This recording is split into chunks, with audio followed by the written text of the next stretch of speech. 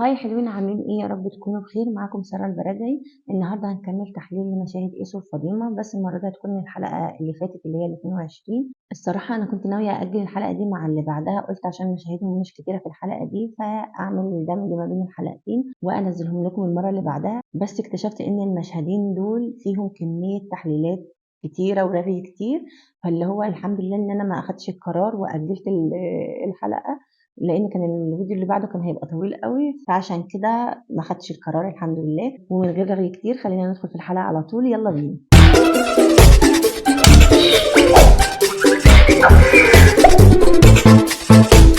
ايسو وهو داخل يسلم على جدته عينه راحت لفاطمه فورا قبل اي حاجه.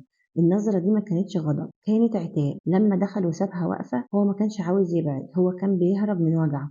هو مش قادر يمثل ان هو تمام وكويس. لما قالت له ليه، هو احنا ملزوقين في بعض؟ بعد كلام المقبرة والكلام القاسي اللي هي قالته وعن التراب واستحالة العلاقة، فاطمة حست ان وجودها مع ايسو في مكان مقفول هيخلي فيه توتر رهيب. هي لسه مش جاهزة انها تتراجع عن كلامها، وفي نفس الوقت مش قادرة تواجه نظرة الحزن اللي في عينه. فكان أسهل حل ليها إن هي تبعده عنها بطريقة منطقية، اللي هو روح شوف أخوك وأنا هفضل هنا. الكلمة ما كانتش قسوة، كانت درع حماية ليها. هي كانت بتهرب من نظرات إيسو اللي كلها عتاب. لما دخلوا المطبخ واتكلموا على العربية وقال لها أنا ممكن أبيعها وأجيب غيرها، هنا كان بيمارس أعلى درجات الذكاء العاطفي. هو عارف إن العربية ممكن تفكرها بالحادثة أو بالوجع، فبيعرض عليها إنه يبيعها وتجيب غيرها عشانها، كأنه بيقول لها أنا مستعد أمحي أي ذكرى وحشة عشانك. في المشهد اللي فات هي اللي كانت بتبعده، لكن هنا هي اللي بدأت الكلام. لما قالت له شكرا، الشكر هنا كان محاولة لفتح ثغرة في الجدار اللي هي بنته في المقبرة. هي حست إن هي قست عليه،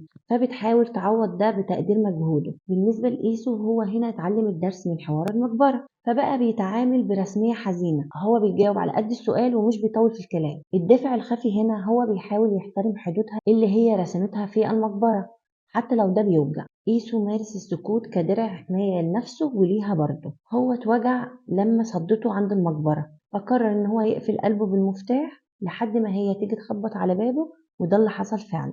خروجه من المطبخ بسرعة وبعد ما هي شكرته، ده دليل على إن هو مش عاوز يضعف قدامها. هو اختار الهروب علشان يحافظ على التوازن اللي هي فرضته. طبعا الأخت ما سابتوش في حاله، جريت وراه. فاطمة فكرت إن هي لما تبعده هترتاح من التوتر، بس إيسو لما بدأ يرد عليها الكلمة بكلمتها هو كان هنا بيطبق الانسحاب العاطفي، وده خنق فاطمة جدا. فاطمة اللي قالت إحنا مش ملزوقين في بعض هي نفسها اللي بدأت تدور على خيط كلام يربطها بإيسو. وهنا حصلت النتيجة العكسية. هي قالت له امشي عشان تهرب من التوتر، فلقت نفسها في توتر أكبر وهو برود إيسو. فاطمة وقعت في الفخ اللي نصبته لنفسها. قالت لإيسو امشي عشان تهرب من عتابه، ولما مشي بقلبه قبل جسمه جريت وراه بأسئلة ملهاش لازمة عشان تاخد منه نظرة أو اهتمام. هي بتهرب من المواجهة الكبيرة بس مرعوبة من الفراق الصغير اللي بيحصل في البيت، ففضلت محبوسة في نص الطريق، لا هي عارفة تروح تصالحه ولا قادرة تسيبه يغيب عن عينيها. لما دخل الأوضة وبدأ يفتح الدولاب هو كان بيحاول يهرب منها. في علم النفس لما شخص بيفشل إن هو يعبر عن مشاعره بالكلام فبيلجأ إلى النشاط البدني التعويضي، اللي هو مثلا يفتح دولاب، ياخد هدوم، يعمل أي حاجة عشان يقلل من حدة التوتر. لما قربوا من بعض الوقفة في المشهد ده بتخلق حالة من الاختناق. هم قريبين جدا جسديا لكن في جدار نفسي بينهم. لما هو قال لها انا هروح اخد دش، دي حجه للهروب لمكان يقدر يتنفس فيه بعيد عن ضغط وجودها. مشهد لما دخل الحمام وجات الشاشه المقسومه ليهم، المشهد وضح ان الاتنين بيمروا بنفس الحالة من الضيق والضغط النفسي، وكل واحد فيهم حاطط ايده على وشه بنفس الطريقة، وده بيعكس انهم مراية لبعض في الوجع رغم المسافة اللي بينهم. المشهد ده بيجسد الوجع المشترك، يعني انهم واحد في القلق. فاطمة موجوعة من صراعها بين قلبها وتأنيب ضميرها وكمان طار ابوها، وإيسو حاسس بقلة الحيلة لانه مش قادر يشيل عنها الوجع ده ولا قادر يمتلك قلبها من غير ما خيال الماضي يقف بينهم. الوجع باين في كسرة عينيهم كأنهم اتنين بيغرقوا بس مش عارفين يمدوا ايديهم لبعض. لاحظوا في حركاتهم في الحمام وبره هو بيلمس رقبته ووشه وبياخد من النفس بالعافية. في لغة الجسد لمس الرقبة في المواقف دي معناها الشعور بالضيق والاختناق، واحنا كنا اتكلمنا قبل كده على لمس الرقبة في فيديو من الفيديوهات. هو حاسس ان الحمل زاد عليه وهو مخنوق. فاطمة بتغطي وشها بايديها، ده تصرف غريزي للانسان لما بيحس بالعجز. هي مش قادرة تواجه الحقيقة ان هي بتحب الشخص اللي المفروض ما ينفعش تحبه. هو ساند على الباب وهي بره على الحيطة، هي ساند عليه من بره عشان تمنع نفسها من انها تروح له او تضعف. وده بسبب ولائها لأبوها، وهو سند عليه من جوه لأن الحمام هو الملجأ الوحيد اللي مسموح له ينهار فيه من غير ما يبان ان هو ضعيف قدامها. خنقتها ورا الباب عبارة عن الندم المتأخر. هي بتحبه بس برمجت نفسها على ان الحب ده خيانة لأبوه. هي مخنوقة ان هي قست عليه وهو ملوش ذنب، ومش قادرة تديله الضوء الأخضر بالرغم ان هي محتاجاه جدا. الوقفة قدام الباب دي وان هي كانت مستنياه كانت لحظة ضعف حقيقية. قلبها هو اللي كان بيتحرك مش عقلها. طيب هي ليه هربت لما سمعت صوت فتح الباب؟ لأنها ببساطة مش مستعدة للمواجهة. لو فتح الباب ولقاها واقفة ده معناه اعتراف ضمني إن هي مهتمة، وده ضد القناع اللي هي لبسته في المقبرة. هي خافت يشوف في عينيها القلق والاهتمام، والقلق والاهتمام في حالتها هنا بيساوي الحب. فقررت إن هي تهرب عشان تحافظ على صورتها القوية والباردة قدامه. حركتها دي كانت محاولة استرداد غير مباشرة بعد ما هي صدته في المقبرة. ليه كانت بتحاول تفتح معاه كلام كل شوية؟ واحد، كسر الصمت. قيسو من ساعة ما جه هو كان ساكت تماما، وده أصعب نوع من أنواع العتاب. هي حست إن الجدار اللي هي بنته في المقبرة هو دلوقتي بدأ يطوله ويعليه من ناحيته. محاولتها لفتح كلام تافه أو ملوش لازمة هي في الحقيقة جس نبض. هي عاوزة تعرف هو لسه بيحبني ولا خلاص قفل قلبه بسبب الكلام اللي أنا قلته في المقبرة. اتنين، التكفير عن الذنب. بما إنها مش قادرة تقول له أنا آسفة إن أنا جرحتك في المقبرة لأن كبريائها وصراع الدم منعينها، فهي بتلجأ للطف العملي. كلامها الكتير في المطبخ هو طريقتها في الاعتذار. 3، الخوف من الفقد. هي متعودة إن قيسو هو اللي بيبادر، هو اللي بيحاول يعترف، هو اللي بيهتم، هو اللي بيعمل كل حاجة حرفيا. في علم النفس الطرف المهتم اللي هو قيسو لما يبطل يهتم، الطرف اللي هو بيهرب اللي هي فاطمة بيقف ويبدأ يدور عليه. هي دلوقتي في مرحلة الوقوف والبحث عن اهتمامه الضايع. 4، الهروب من تأنيب الضمير. الكلام الكتير هو وشوشة بتعملها عشان ما تسمعش صوت ضميرها اللي بيقول لها إنها ظلمت إنسان ملوش ذنب في الموضوع ده كله. ندخل في مشهد الفيلم وعلاقته بإيسو وفاطمة. بس الأول خليني أقول لكم قصة الفيلم سريعا كده، وأقول لكم إن الفيلم ملوش علاقة خالص بإيسو وفاطمة ولا علاقة البطل لها علاقة بشخصية إيسو. بس المشهد بتاع الفيلم اللي كان موجود في مشهد إيسو وفاطمة بيعبر عنهم. الفيلم طبعا كان بيتكلم عن نجدة ومليحة، الاتنين بيحبوا بعض بس كبريائهم كان طاغي عليهم فمحدش يعترف للتاني. فمليحة اتجوزت صاحبه المقرب، وصاحبه هنا ما كانش طرف شرير لان هو ما كانش يعرف اصلا بمشاعرهم. وسبحان الله بعد ما اتجوزته يعني راحوا يعترفوا بمشاعرهم، مش فاهمه هو في ايه. ونجدة طلع محترم في الاخر وافترقوا عن بعض بعد ما هم اعترفوا يعني بمشاعرهم علشان صاحبه طبعا، ونهايتهم كانت حزينه بالفراق. في ناس بقى بتقول يعني في تشابه في مشاهد ما بين الفيلم وما بين إيسو وفاطمة، يبقى النهاية بتاعتهم هتبقى برضه فراق وكده. ملهاش علاقة خالص، الهدف من المشهد حاجات تانية خالص. فخلينا ناخد حتة حتة. لما الحوار اشتغل في الفيلم، لغة الجسد هنا إيسو هنا ملامحه فيها تعب وحزن. المشاهد بتوحي إن هو بيبحث عن إجابة لمشاعره في الحوار ده. بالنسبة لفاطمة فحركتها بتدل على التردد والقلق، بتمشي وترجع، وده بيوضح الفجوة اللي لسه موجودة بينهم رغم إنهم في مكان واحد.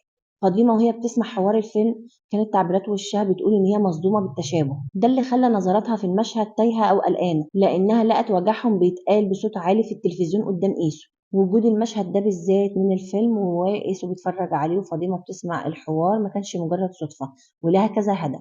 واحد، كشف المستور. ساعات الأشخاص ما بيقدروش يقولوا الكلام اللي جواهم لبعض وش لوش، فبيستخدموا هنا الفيلم كطرف تالت لما بيشوفوا حوار بيشبه علاقتهم. فساعتها بيتوتروا لأن الفيلم بيكون فضح مشاعرهم المستخبية اللي مش راضيين يعترفوا بيها لبعض. 2، رسالة تحذير. وجود الفيلم ده بالذات اللي بينتهي بالفشل بسبب الكبرياء هو جرس إنذار لإيسو وفاطمة إن الوقت بيجري، ولو حد فيهم ما كسرش حاجز الصمت دلوقتي هيعيش مسكين وضايع زي نجدة، ونهايتهم هتبقى الندم والفراق زي نجدة ومليحة. حركة إيسو وهو بيلف بدماغه ورا مع كل جملة ده تفسيرها إيه؟ لو ركزنا في رد فعل إيسو هنلاقي كان بيدور على الصدى. أول ما سمع جملة لمست جرحه لف راسه لا شعوريا عشان يشوف هي سمعت ده. كان بيدور على رد فعل فاطمة وكأن الفيلم هو اللي بينطق بلسانه. حركة لف راسه دي بتعكس إحساسه إن مشاعره بقت مكشوفة. الحوار في الفيلم كان دقيق لدرجة إن إيسو حس إن فاطمة واقفة وراه وشايفة كل اللي بيدور في عقله، وكأن الفيلم بيفضحه قدام نفسه. هو بيبص للفيلم اللي هو بيمثل الخيال وبعدين يلتفت لواقع وجود فاطمة في المطبخ. إنه يلتفت بسرعة وبعدين يرجع يبص للفيلم تاني ده دليل قاطع على الارتباك. هو نفسه يواجه بس بيتراجع في آخر لحظة، فبيهرب ويستخبى ورا شاشة التلفزيون وقصة نجدة بدل ما يواجه قصته الحقيقية مع فاطمة. طيب هي ليه فاطمة قررت إن هي تتكلم في اللحظة دي؟ واحد، الخوف. فاطمة لما ربطت المصير الحزين للأبطال في الفيلم بسبب سكوتهم هي حست بالخطأ. هي ما كانتش عاوزة تضيع حياتها بسبب سوء فهم أو عناد ينتهي بفراق ملوش رجعة. 2. تجاوز عقدة المقبرة. مشهد المقبرة كان نقطة انكسار وصدمة كبيرة جمدت مشاعر إيسو وخلته ياخد جنب. فاطمة فهمت إن إيسو مش هياخد أي خطوة لأنه غرقان في الحزن والذنب، فقررت إن هي تكون طوق النجاة اللي يسحبه من الحالة دي. 3. المواجهة بدل الهروب. طلبت منه إن هما يتكلموا.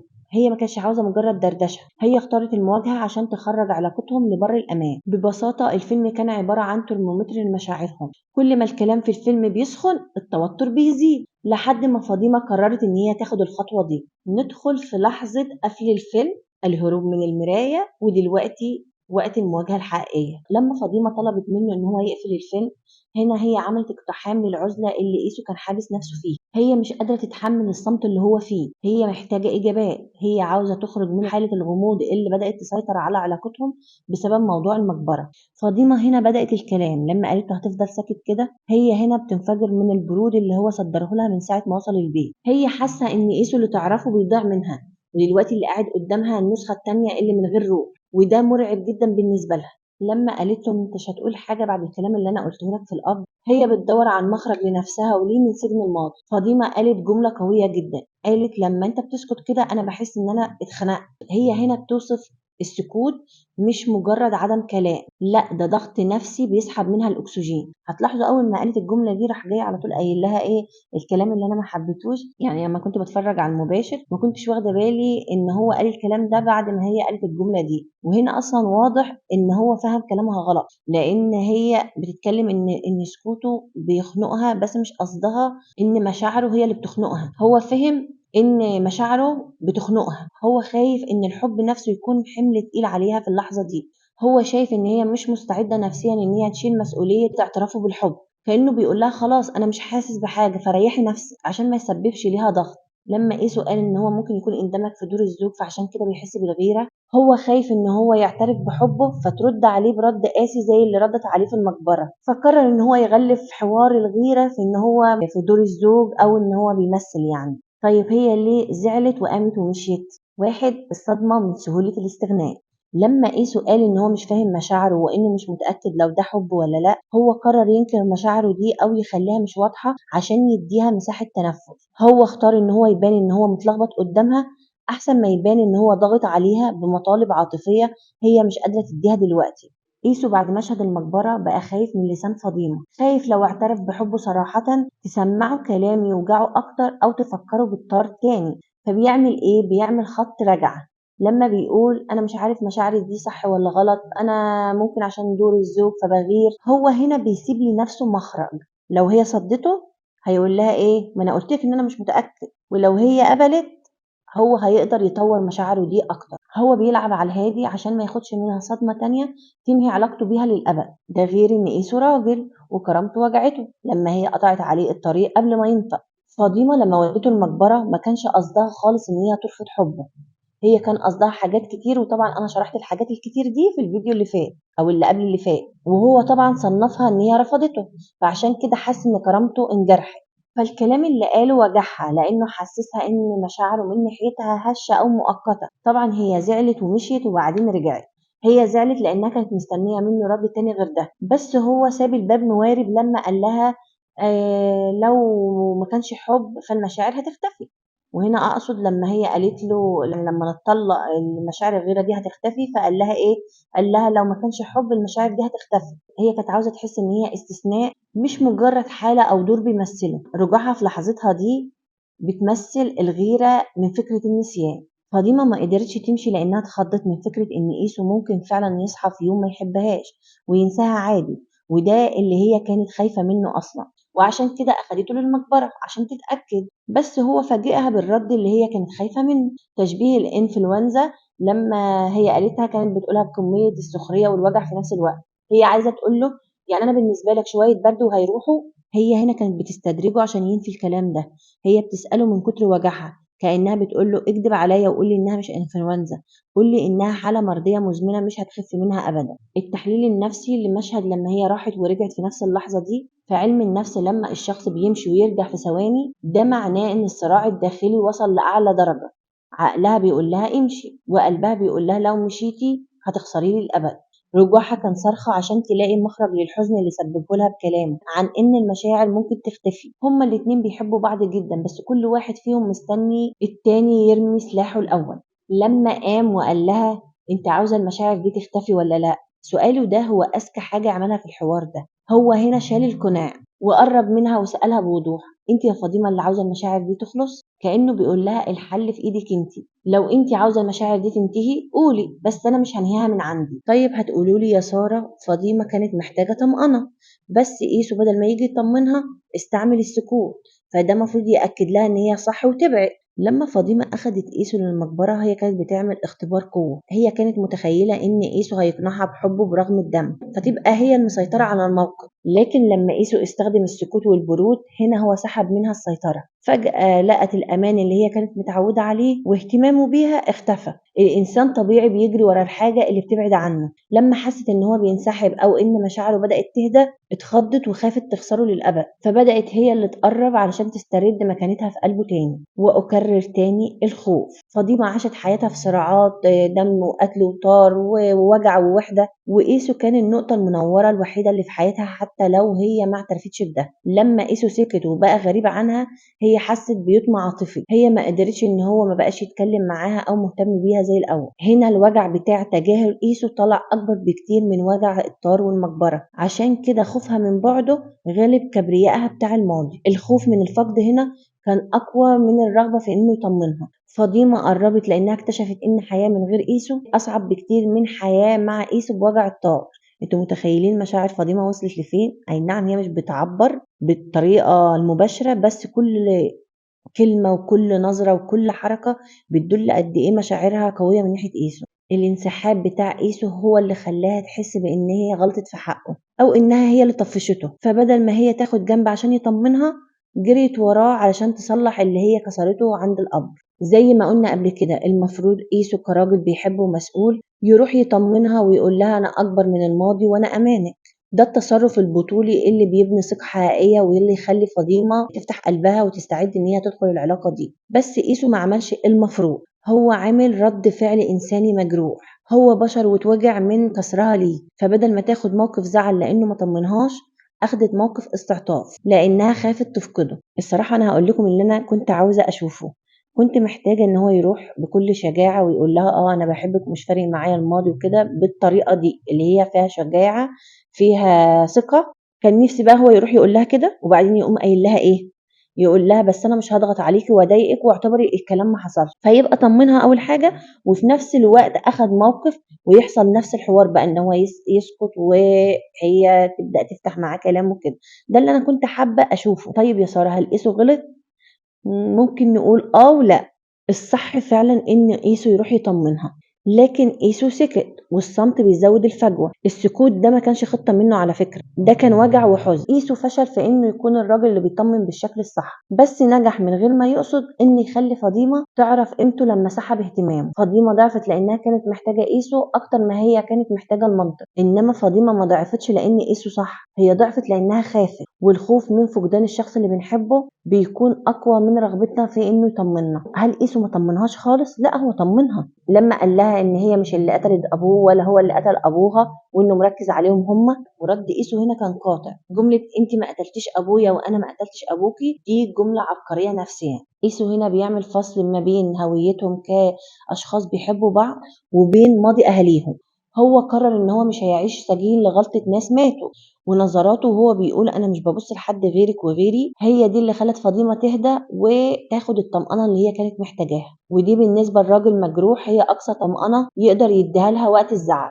الخلاصة قيسو كان المفروض يطمنها بشكل اكبر من كده وده المنطق، لكنه سكت وده الوجع، وفاطمة جريت وراه وده كان الاحتياج.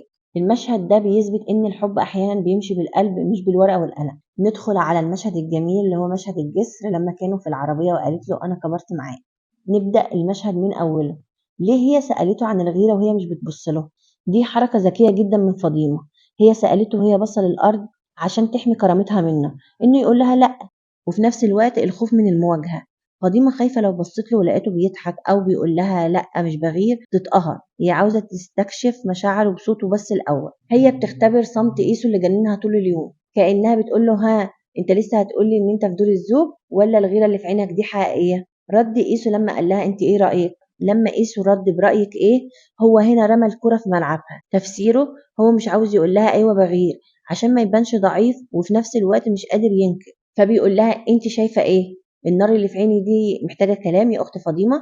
وهنا جت الحتة المهمة، ليه فاطمة غيرت رأيها في عقاب أيبوهان؟ واحد، الغيرة كدليل حب، لما حست إن إيسو غيران وتعبان بسببه هي حست بقيمة نفسها عنده، حست إن هي غالية عنده لدرجة إن هو بيغلي من جوه.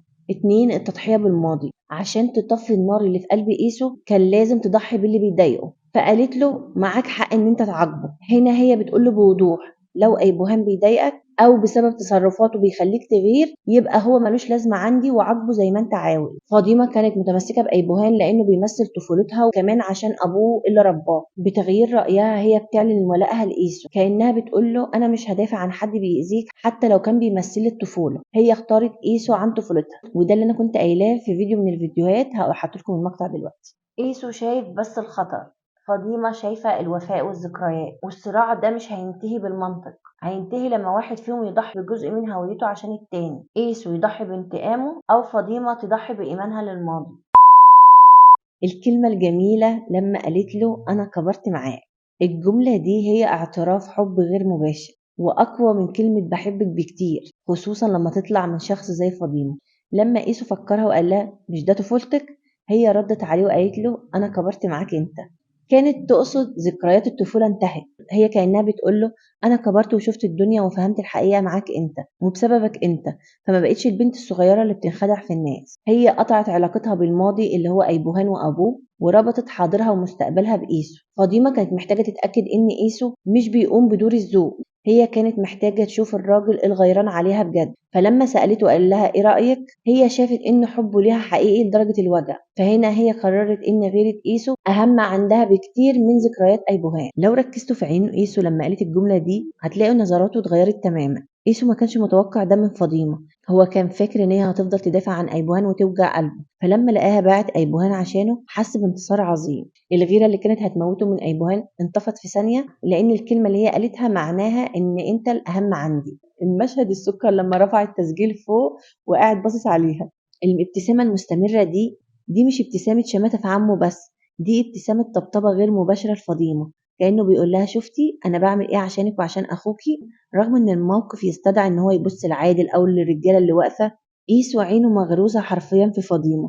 الحركة دي سيكولوجيا معناها أنا بعمل كل ده عشانك انتي. هو بيدور في وشها على رد فعل، هو عاوز يشوف الضوء القدر اللي سمعه في العربية يتحول نظرة انبهار بيه. لو بصينا في حركة الجسم، قيسو واقف بوشه كله لفاطمة، مش مديها جنبه، حركته فيها احتواء رغم المسافة اللي بينهم. وطبعا بسبب الكلمة اللي قالتها في العربية كانت كل مشاعره ظاهرة على وشه إن هو مبسوط بسبب الجملة اللي هي قالتها. بالنسبة لفاطمة هنا حركاتها بتعبر عن صدمة إيجابية. خلينا نرجع بالحلقات كده شوية ورا ورا ورا ورا ورا، لما عادل قال إن إيسو وعروش بقوا معاه في الخطة وإن إيسو بقى تبع عمه. فاكرين فاطمة كانت شايفة إيسو إزاي؟ فاطمة كانت شايفة إيسو إن هو غلبان وإن عمه ده هياكله حي، فاكرين؟ النهارده بقى وهي بتبصله في المشهد ده نظرتها بتقول أنا كنت غلطانة لما أنا استهنت بيك، وده بيخلي نظرة الفخر اللي في عينيها مضاعفة لأن مقارنة بظنها القديم فيه إيسو دلوقتي كبير في نظرها. إيسو لما كان مبتسم ورافع التليفون هو كان بيرد على الكلمة اللي قالتها، لأنكم لو فاكرين لما هي قالت له أنا قلت إن عمك هياكلك حي، هو قال لها يكون انا حي لما كان رايح يحكي لها على ان عمه طلب يقتلها. فمن غير كلام في المشهد ده وبابتسامه واحده وبتسجيل صوتي قدر يثبت ليها ان هو ضحك على عمه. الحركه بتقول شفتي يا فاطمه عمي ما اكلنيش حي، انا اللي اكلته وسيطرت على ألاعيبه. وطبعا ده بان لما هو بسببه أنقذوا إليني، لأنه لو ما كانش بلغ عادل كانت إليني اتخطفت. وكمان بحوار جلال وتسجيل صوت عمه، بما إنها كانت شايفاه إن هو هيفشل هي حرفيا بتعيد تقييم الراجل اللي واقف قدامها. بين كل نظرة ونظرة لإيسو بتنزل عينها للأرض أو للموبايل وترجع ترفعها تاني. اللمعة اللي في عينيها دي لمعة أمل إن الحكاية دي ممكن تخلص صح. الحتة لما راح إيسو إدى الخروف لأيبوان، الحتة دي كان رد فعله سكر قوي بجد يعني. إيسو عارف إن أيبوهان واقف بيبص، وده اللي خلاه يتحرك بطريقة كلها تحدي واستفزاز لأيبوهان. لما راح له وقال له أنا محضر لك عقاب، هو كأنه بيقول له شفت أنا اللي بحل المشاكل وأنا اللي هكرر ليك العقاب برضه. لما فاطمة راحت مسكت إيد إيسو، هي استعرضت القرب ده قدام أيبوهان. الرسالة هنا واضحة وصريحة: يا أيبوهان انسى، انت مكانك في حياتي كأخ وبس. هي هنا وفي العربية ريحت قلب إيسو وأخدت صفه، وفي نفس الوقت بتحاول تخرج أيبوهان من أوهامه عشان ما يفضلش عايش في دور السند اللي هي مش محتاجاه أصلا. فخرها بيه وبذكائه في إن هو جاب التسجيل خلاها عاوزة تكافئه قدام أيبوهان. وأحلى مكافأة الراجل بيغير هي إنه يحس إن اللي بيحبها بتاعته هو وبس، ومتمسكة بيه قدام نفسه. ليه فاطمة بتبادر وهي مش مطمنة 100%؟ فاطمة عملت حركة ذكية جدا سيكولوجيا، هي قررت تدي الأمان عشان تاخد منه الأمان. لما قالت له أنا كبرت معاك وبعدها مسكت إيده، هي كأنها بتقول له أنا واثقة فيك ومتمسكة بيك، يلا بقى طمني أنت كمان. فاطمة ما اتمسكتش بإيسو لأنه طمنها 100%، هي اتمسكت بيه عشان تسترد حبه اللي هي حست إن هو ضاع منها في المقبرة. التناقض اللي انتوا شايفينه في شخصيتها ده مش ضعف، ده ذكاء عاطفي. هي عرفت إن مفتاح إيسو هو التقدير، فلما قدرته هو لان وابتسم في الآخر. في المقبرة فاطمة كسرت قلب إيسو بكلمة، وهو كسر قلبها بالصمت. والنهارده فاطمة قررت إن هي تلملم كسورهم هما الاتنين. هي مسكت إيده عشان تطمن المجروح اللي جوه إيسو. فاطمة كانت الدواء لقلب إيسو اللي هي وجعته بنفسها. طيب إيه بقى اللي أنا أتمنى أشوفه في الحلقات الجاية؟ إنه يرجع المقبرة معاها. هو محتاج يثبت لنفسه وليها إن حبهم أقوى من الموت ومن الدم. رجوعه للمقبرة وإن هو يعترف بحبه هو كأنه بيقول للتراب أنا أهو، أنا بحبها ومفيش حاجة هتقف بينا. لما ياخدها للمكان اللي هي كانت خايفة منه ويطمنها هناك، هو بيعمل لها عملية شفاء نفسي. هو بيحول المقبرة من رمز الموت والشك لشاهد على الحب الأبدي. دي أقصى درجات الطمأنة اللي واحدة زي فاطمة محتاجاها، وأتمنى حقيقي أشوف حاجة زي كده وما انخذلش. وبس كده، أتمنى يكون الفيديو عجبكم. وعاوزة أقول لكم حاجة: اللي ما عمليش فولو على الانستجرام، أنا فتحت صفحة لتحليل المشاهد. في ساعات ممكن أنسى مشهد أو حد بيطلب مني حل الحاجة فبنزلها ستوري، وساعات برضو في مقاطع على اليوتيوب بتتحذف فبنزلها برضو على الانستجرام. فلو حابين تعملوا له فولو هبقى احط لكم لينك الانستجرام في الوصف وكمان في اول كومنت. وبس كده، اتمنى الفيديو يكون عجبكم، وما تنسوش تعملوا لايك واشتراك للفيديو وتكتبوا لي طبعا ارائكم الجميله اللي بتشجعني طبعا ان انا اكمل. واشوفكم على خير ان شاء الله في فيديو جديد. سلام.